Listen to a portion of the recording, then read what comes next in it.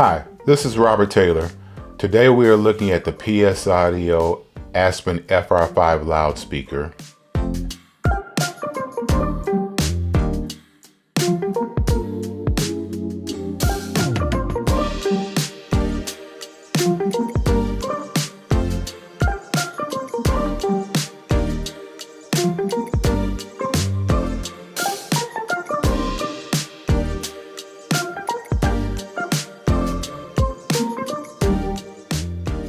Many audiophiles are not aware that our review team evaluates over 300 audio products each year. Our Substack channel is the place to find the reviews that you won't find on YouTube or in the Absolute Sound magazine. In addition, on Substack we have a weekly Q&A session for readers with our experts, along with music articles and science of note. A link to subscribe is on screen or in the description.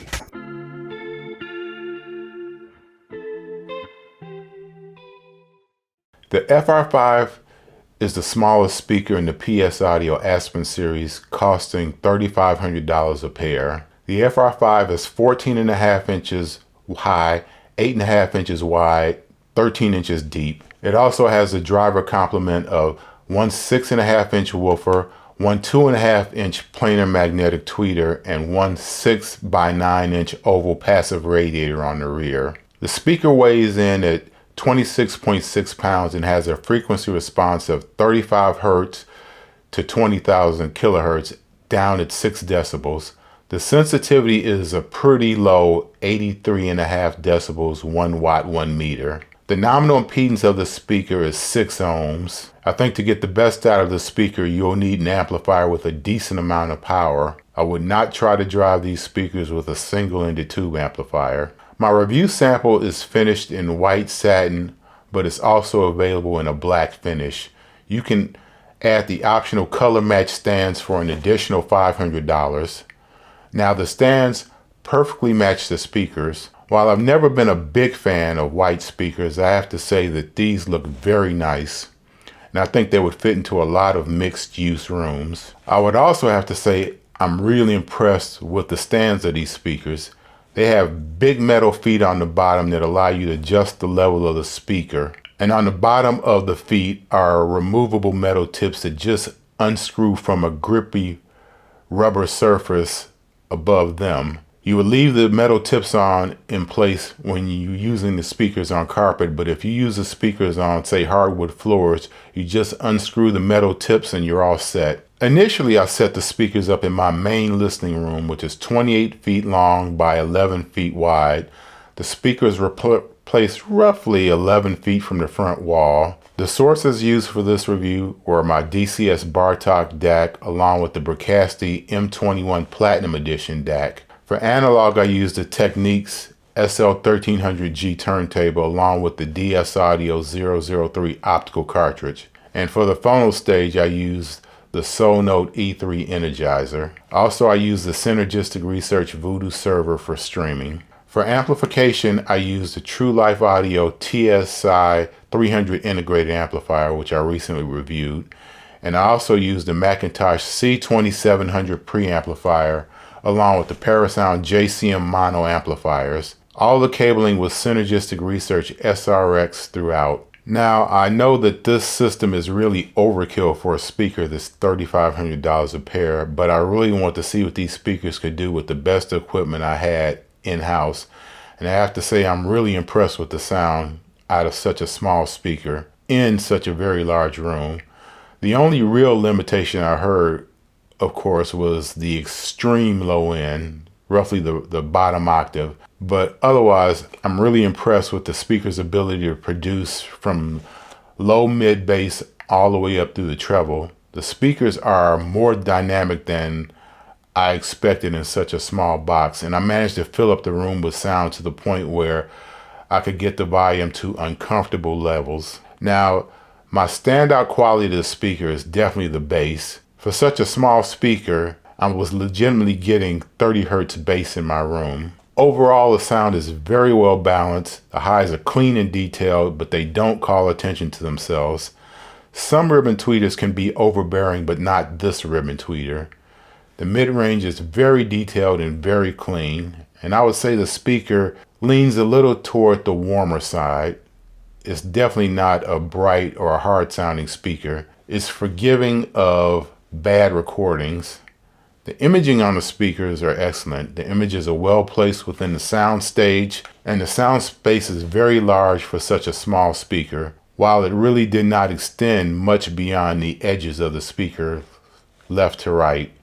The sound stage depth was very good behind the speakers, and the FR5, like I said before, will play large in such a large room. In this place, you can get really high volume levels, but you really don't get the visceral impact where you feel the music. And I think that's just part and parcel of physics. Now, after listening to the FR5 in such a large room, I decided to move the speakers to a much smaller room, roughly 13 by 11. And the speakers in this situation were 23 inches from the front wall to the back panel of the speaker. And this system was also an all PS Audio system using the older PS Audio Stellar Gain Cell DAC preamp along with the M700 mono amplifiers. I only used a digital source in this room, and that was from a Sonore Micro Rendu streamer for digital audio connected directly to my Roon server. And the cabling in this room was Synergistic Research Foundation XL. Overall, I think the entire system is roughly $12,000 all in versus the much more expensive main system, which is kind of putting the system out of balance with a $3,500 speaker. Now, in this smaller room, I get a lot of bass reinforcement from the front wall. And I have to say, I think I'm getting greater dynamic swings in this room as well. And the speakers have more slam and more visceral impact, yet there is a more intimate presentation from the speakers. On the flip side of this, it sounds like the performers are roughly 3/4 size versus what they were in my larger room. The depth is definitely not as deep, but that's the confines of the room. The height is not as good, but like I said, limitations of speaker placement. Now for music I use for this, I recently purchased an album by Sarah Vaughan called Sarah Vaughan After Hours. This is a DSD 256 download from high definition tape transfers. The album is Sarah Vaughan along with a bass player and a guitar player, and that's it. And basically Sarah Vaughan is placed dead center between the speakers about 6 feet back in the soundstage, where the bassist was roughly in the same plane as Sarah Vaughan, but slightly to her right. Then behind the left speaker is where you hear the guitars in front of both Sarah Vaughan and the guitar player. This is a very intimate recording. I guess that's why it's called After Hours. On the various songs on this album, you hear Sarah Vaughan use her full vocal range from her deepest registers all the way to the highest notes she can hit. Now, I really want to see what these speakers could do at the low end in such a small room.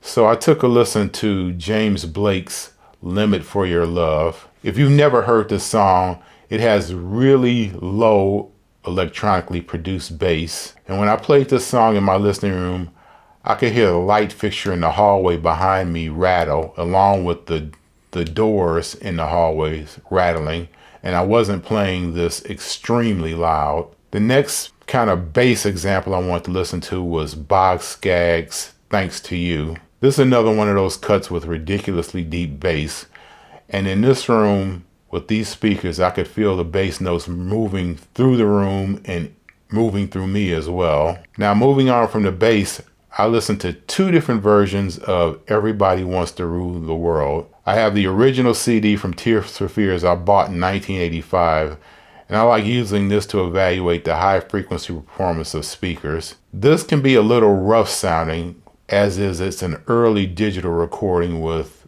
early digital processing, but these speakers worked perfectly well. It didn't add anything or exaggerate the roughness of the music. It's just there. The second version of the song I listened to was by the artist Lord, and it was from one of those Hunger Games soundtracks. And this is a more dystopic version of the song. This song has a lot of high impact, deep bass electronic instruments on it, and there's lots of reverb and processing and echo effects, and there's a strong low end attack. There's also lots of panning, extreme left to extreme right from the speakers, so you get an idea of what these speakers can do soundstage wise in such a small space. Next, I decided to rock out a little bit, and I gave a listen to Blondie's Hanging on the Telephone from the Parallel Lines album, just to see what these speakers could do with that kind of music. They had no problem with the screeching guitars, the pounding cymbals, and the song never sounded overly harsh or bright. Then I decided to get something a little more quiet, so I took a listen to the latest Cecile McLaurin-Salvant album called Oh Snap. This album is mostly jazz, but a lot of it veers more toward pop music than jazz. Her voice has a glorious mid-range to it with excellent clarity on these speakers, and you can just hear the richness that makes this music very engaging. Also, over the course of my listening time with these speakers, I listened to a lot of hip hop, a lot of electronica, just to see what these speakers could do with that kind of music. And in many cases, I could get the room shaking, but the speakers did not sound like they were working too hard. Overall, my opinion of the speaker is this is an excellent value. In a medium to small room, you can get to the point where you can really feel the sound and feel the visceral impact of these speakers. The mid-range on up is outstanding, well detailed, definitely a excellent performer. This speaker is made for someone who wants a nice pair of speakers, unobtrusive, small, that can produce really good bass that won't be lacking, and you really don't need a subwoofer with these. And I think at $3,500 for this speaker, this is an excellent value. As always, I'd like to thank you for watching this review. Please like and subscribe to the Absolute Sounds YouTube channel, where you can see a lot more reviews of various products. Also, as always, check out the magazine, for a lot of excellent content as well. Thank you. We'll see you on the next one.